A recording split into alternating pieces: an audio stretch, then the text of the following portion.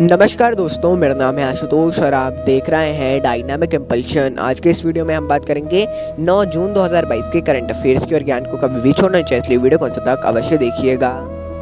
सबसे पहला प्रश्न है, एशिया का सबसे बड़ा 20 मेगावाट पीक का सौर संयंत्र किसके द्वारा स्थापित किया गया?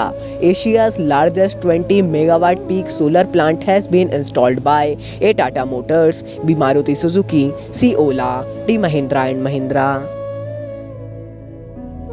एंड द राइट आंसर है मारुति सुजुकी। तो देखिए, हाल ही में मारुति सुजुकी के द्वारा एशिया का सबसे बड़ा 20 मेगावाट पीक सौर संयंत्र को स्थापित किया गया है। इसे मानेसर गुड़गांव हरियाणा में स्थापित किया गया है। बहुत ही ज़्यादा इम्पोर्टेंट है। मेगावाट पीक क्या होता है इसके बारे में देख लीजिएगा।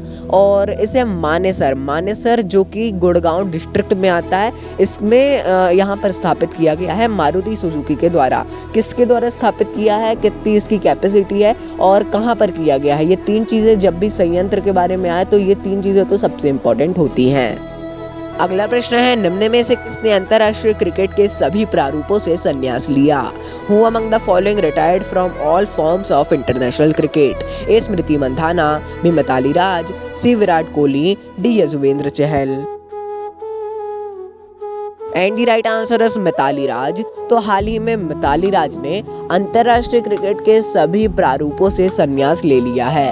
एक बहुत ही ज़्यादा बड़ी बात है। ये वर्तमान भारतीय महिला क्रिकेट टीम की कप्तान भी थी और अब इन्होंने अंतर्राष्ट्रीय क्रिकेट के सभी प्रारूपों से संन्यास ले लिया है। देखते हैं आगे क्या इनका रहता है, कैसा क्या करती हैं। बहुत ही बढ़िया कप्तान थी ये। इनकी कप्तानी में भारतीय महिला क्रिकेट टीम ने बहुत सी उपलब्धियों को भी हासिल किया है।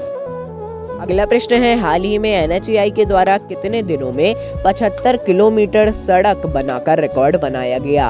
Recently in how many days a record set by NHAI by making 75 kilometre of road? A 23 दिन, बी 25 दिन, सी 8 दिन, डी 5 दिन।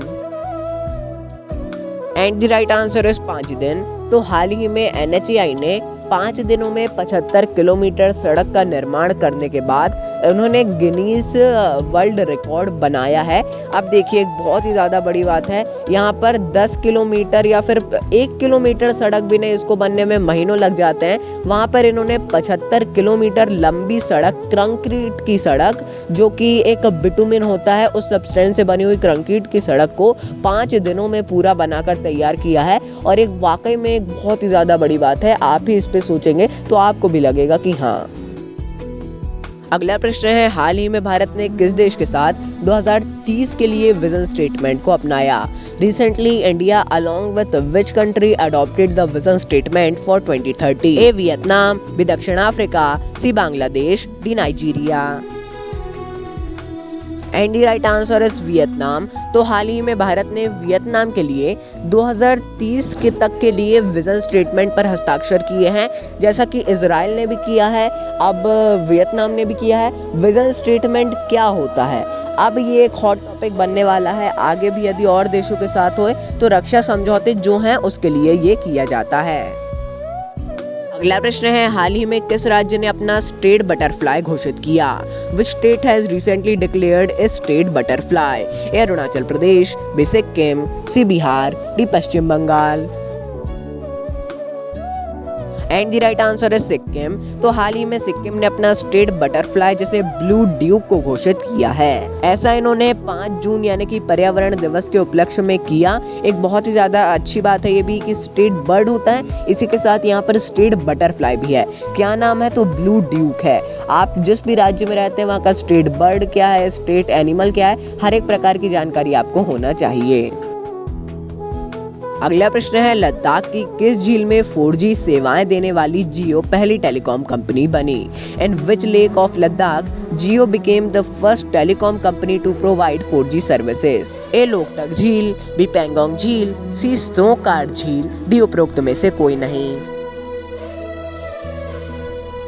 And the right answer is Pangong झील। तो हाल ही में पेंगोंग झील तक 4G सेवाएं देने वाली पहली टेलीकॉम कंपनी जियो टेलीकॉम लिमिटेड बनी है।